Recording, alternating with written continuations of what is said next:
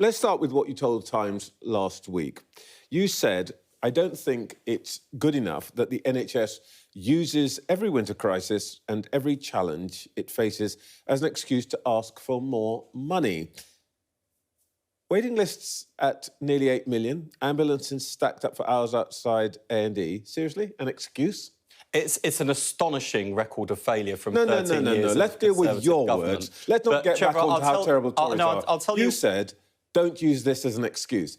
Seriously, are you calling that an excuse? I think that when you look at the challenges facing the NHS, not just now but into the long term, we've got the triple whammy of a growing ageing society, rising chronic disease and rising cost pressures. And unless we keep a sharp focus on all three, we threaten to not just overwhelm the NHS in terms of demand, but bankrupt the NHS financially. And what I've been setting out is the case for both investment and reform, because pouring ever-increasing amounts of taxpayers' money into a broken system is wasteful in every sense. It's a waste of money we don't have, it's a waste of time that isn't on the NHS's side, and it's a waste of potential, because I believe from the bottom of my heart that the NHS as a public service, free at the point of use, can exist for the next 75 years.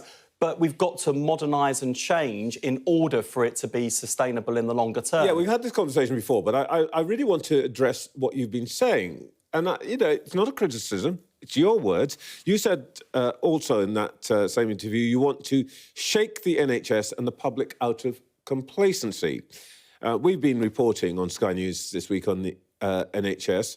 Can we have a camera there next time you tell a nurse who's come off a 12-hour shift that she's complacent? Hey, I'm not saying that people working in the NHS are complacent. In fact, I'm amplifying their anxieties, their experiences at work. No, you're not. You're saying hang on, that the Trevor, let me NHS is finish. complacent. That's a ridiculous thing to say. Your words. I've sat in GP surgeries, literally looking over GPs' shoulders as they show me their outdated IT systems and the ridiculous amounts of red tape and accountability measures that they are subjected to, which waste their time that they would rather spend dealing with patients. I've spoken to those nurses and ward staff who are dealing with creaking bureaucracy and outdated systems that hold them back. By complaining about the crisis. You didn't say that, did you? I've been complaining about the NHS crisis. It's in its worst state in history, but I'm also saying, especially at a time when the public finances are in a total mess because of 13 years of Conservative mismanagement,